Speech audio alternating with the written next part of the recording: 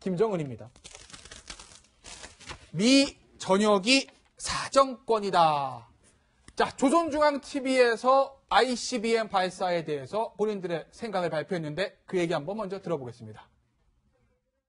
대륙간 탄도로켓 체계의 믿음성이 재확증되고 임의의 지역과 장소에서 임의의 시간에 대륙간 탄도로켓을 기습 발사할 수 있는 능력이 과시되었으며 미 본토 전역이 우리의 사정권 안에 있다는 것이 뚜렷이 입증됐다고 긍지에 넘쳐 말씀하셨습니다.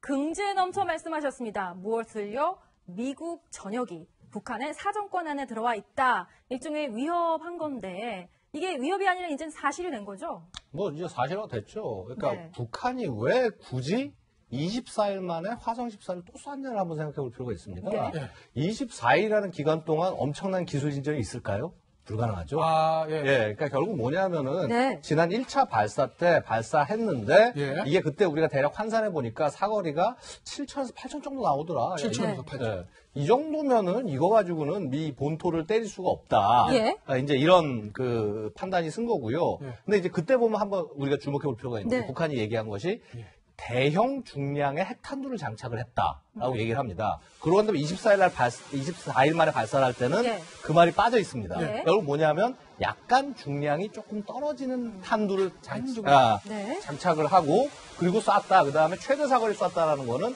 첫 발사할 때 처음부터 예를 들어서 달릴 수는 없지 않습니까?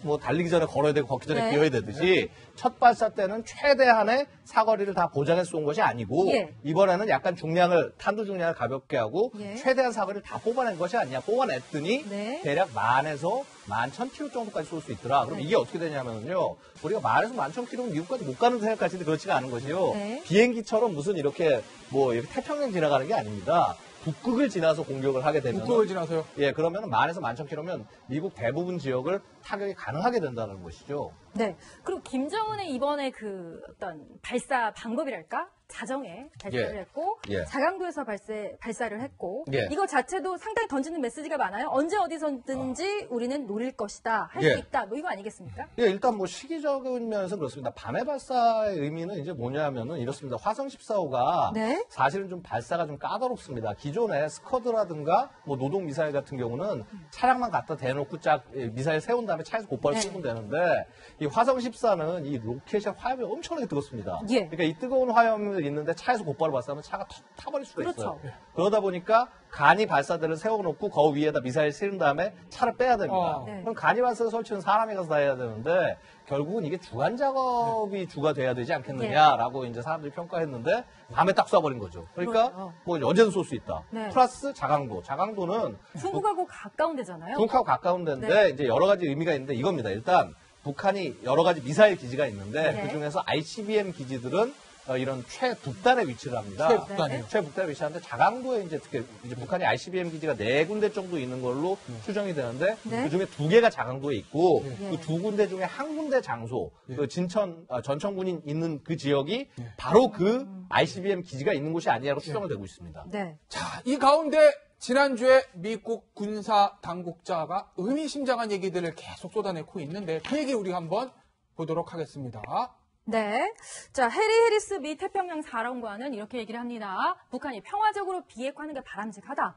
트럼프 대통령에게 제시할 군사적인 선택지를 준비해 가겠다. 다시 말하면 지난주부터 사실 북한의 도발은 예고된 것이었죠. 그렇기 때문에 나는 정책 결정자가 아니지만 스콧 스위프트는 대화 테이블 위의 옵션, 군사적 행동도 옵션들 중에 하나. 저희가 계속 지금 빨간 글씨로 소개시켜드리고 있는 게 바로 군사적 행동이라는 단어가 계속 나오고 있죠. 전에는 말이에요. 육자회담이나 이런 얘기할 때는 대화로 풀자, 비핵화, 대화로 갈 수 있다 했는데 지금 이제는 선택지가 없다라는 뉘앙스로 군사적 행동에 조금 옵션이 무게가 실리는 그런 느낌이에요. 그렇죠. 그러니까 외교적인 그 대북 압박이라든가 이런 것들이 이제 한계점에 점점 다다르고 있다 이런 예. 한계점이요. 네. 하고 있는 데다가 더구나 이제 아까 양 의원께서 말씀하셨다시피 이제 이번 그 미사일 발사를 통해서 사실 미국 전역이 그 사정권 안에 들어가는 거 아니겠습니까? 이것은 새로운 판이죠. 예, 예. 미국 그러니까 사람들한테는. 이게 이제 미국 입장에서 봤을 때는 60년대 초반에 이 쿠바 미사일 위기 이후로 본토가 타격받을 수 있는 최대 위협 지금 네. 상황에 도래한 겁니다. 그러니까 최대 위협이. 어떤 형태로든 이것을 해결하기 위한 방법들을 찾아야 되는데 네. 물론 당장은 외교적인 압박이나 비군사적인 압박들을 통하고 또 해양 봉쇄라든가 이런 하여튼 그 북한을 압박하기 위한 최대한의 어떤 조치들은 취하겠지만 만일에 대비한 군사적 옵션들을 다양하게 꺼내놓고 선제 타격이나 참수작전이나 이런 걸 꺼내놓고 검토하기 시작됐다. 그리고 이것에 대한 분위기들을 언론을 중심으로 혹은 관료들 내부에서 싱크탱크를 중심으로 이야기들이 나오고 있고 공론화가 본격화되고 있다. 이렇게 평가를 해야 될 것 같아요. 이런 가운데 지금 저희가 미국 이야기를 전해드렸는데 북한 지금 방금 전에 저 반응이 나왔습니다. 미국 우리 제재한다면, 그러니까 제재에 매달리면 정의 행동으로 대답하겠다. 그러니까 뭐 이해는 이, 뭐 우리는 갈 길을 가겠다. 뭐 이렇게 지금 또 한번 선전포고한 거네요. 그런데 미국에서 지금 계속 나오는 얘기가 지난주부터 조금 더 세분화해서 얘기를 해보죠. 김정은을 걸고 넘어집니다. 김정은의 성격이 문제다. 비핵화의 걸림돌은 김정은이다. 이런 얘기들을 내놨는데 당국자가 직접 얘기했습니다. 관련한 CIA 국장의 발언 직접 들어보시겠습니다. It would be a great thing to denuclearize the peninsula, to get those weapons off of that. But the thing that is most dangerous about it is the character who holds the control over them today. So from the administration's perspective, the most important thing we can do is separate those two, right? Separate capacity and someone who might well have intent and break those two apart. 자, 양욱 의원. 네. 저 얘기 보면은 핵이랑 김정은을 분리시킨다는 얘기는 김정은 정권의 레짐 체인지 얘기하는 것 같기도 한데. 김정은 축출한다는 얘기일 것 같기도 하고요. 가능할까요, 그게? 예, 뭐 충분히 가능한 옵션이다 사실. 가능한 옵션이요? 예, 왜냐하면 이게 사실 지금 김정은이 자꾸 핵과 미사일 하는데 계속 지금 현장을 쫓아가지 않습니까?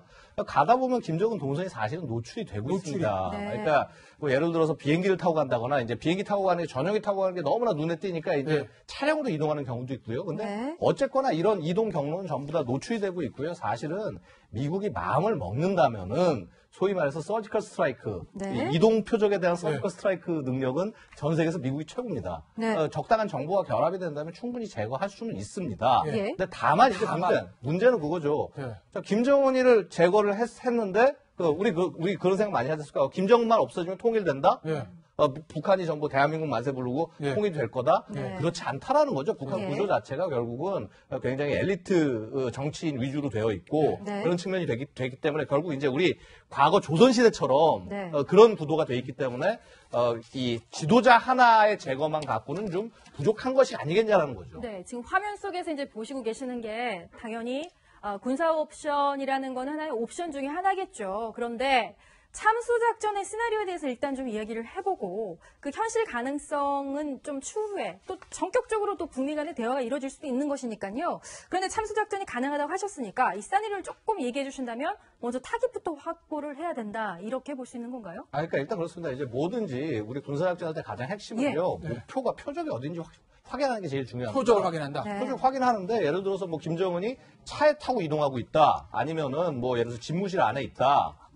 뭐 아니면 비행기에 타고 있다. 네. 이 동선이 명확하게 알아야지 이제 어떤 수단을 통해서 공격할지 결정이 가능한 거고요. 네. 자, 그렇게 해서 이런 수단을 결정을 했다 하면 네. 그 수단을 이제 통해서 이용을 하면 됩니다. 근데 꼭 네. 우리 뭐 보면 뭐 빛나된 제거 작전 같은 거 많이 얘기하지 않습니까? 그렇죠. 뭐 헬기 타고 적진에 들어가서 네. 뭐 제거를 하고 뭐 목을 따고 뭐 이제 뭐 혹은 뭐 이제 사살하고 이런 건데 사실은 김정은이 뭐 평양에 있는데 그거를 저런 식으로 공격한다는 건 굉장히 어려운 일일 겁니다. 그럼요. 뭐 심지어 그렇죠. 특각에 나가 있다고 하더라도 엄청난 경호병력이 둘러싸고 있고요. 그래서 주로 이제 이동 중에 네. 뭐 차량이든 뭐든 이동 중에 이것을 제거하는 것이 가장 현실적인 방법 중에 하나로 볼 수 네. 있죠. 자, 양욱 의원의 말씀 중에서 목을 따고란 표현은 조금은 강한 표현이니까 저희가 예. 좀 순환을 시키겠습니다. 예. 네. 자, 한호숙 국장께 제가 한번 물어보겠습니다. 이게 지금 미국에서 흐름은 강한 톤으로 강한 어떤 군사적 압박으로 가는 거 아니냐라는 논의들이 있는데 미국이 선제 공격이라든지 참수 작전에 부담을 느껴서 전격적으로 북미 평화협정 체결하고 대화의 장으로 나올 그런 가능성은 전혀 없는 건가요? 다 있다고 봐야 되겠죠.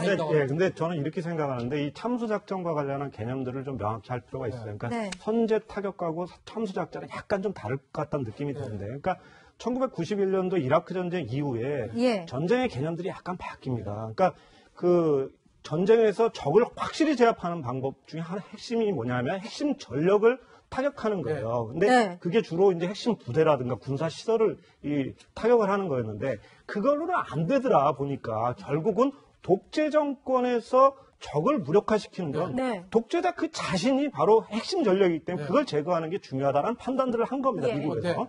그래서 이제 빈 라덴이라든가 그 전에 뭐 가다피라든가 그렇죠. 뭐 후세인이라든가 다 이런 작전을 한 감사를 거거든요. 하죠. 네. 그러니까 그런 차원에서 시나리오 하나로 김정은에 대한 참수작전의 계획들은 분명히 갖고 있고 네. 그거에 대한 여러 가지 도상 계획들은 지금 세워서 어떻게 해야 될지 고민들을 하고 있을 거예요. 근데 예. 이것을 진행하려면 하려면? 아까 얘기했던 대로 김정은 이후를 그럼 어떻게 질서 관리를 하면서 북한 체제를 어떻게 그 연착륙시킬 까 이런 고민들을 해야 되는데 네. 한국의 절대적인 협력이 필요한데 한국 정부하고 이 얘기했을 때 동의를 얻어낼 수 있을까 이런 고민들을 할 거예요. 예. 그리고 한국 정부가 만약에 동의하지 못한다면 네. 그럼에도 불구하고 우리가 타격을 해서 참수작전을 해야 되겠다고 판단한다면 독자적인 행동을 할 가능성이 높거든요. 그러니까 네. 그 경우 벌어질 수 있는 동아시아 내에서의 정세 변화라든가 이런 거에 대한 그렇죠. 복잡한 고민들이 네. 다 깔려 있다 이렇게 봐야 돼요. 정세 분야의 정세 변화에 대해서 얘기를 해주셨으니까 혹시 저는 이런 부분이 좀 우려가 돼요. 그러니까 미국 입장에서 아니 뉴욕하고 LA까지 우리를 타격할 수 있게 되는데 우리가 굳이 수십만 지키겠다고 한국을 지켜야 되느냐? 그러니까 북한 입장에서는 한미 간의 균열을 조금 계속 조장해서 뭔가 자기들이 얻어낼 걸 얻어내려고 하지 않을까라는 생각도 드는데 그렇기 때문에 문재인 대통령이 동북아 정세의 커다란 변화를 예고하는 듯한 의미심장한 얘기를 했습니다. 한번 들어보시죠. 네.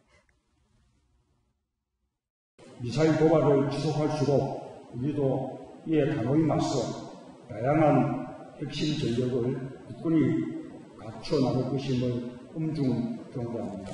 북한은 우리의 의지로 오판하거나 시험하지 말기 바랍니다.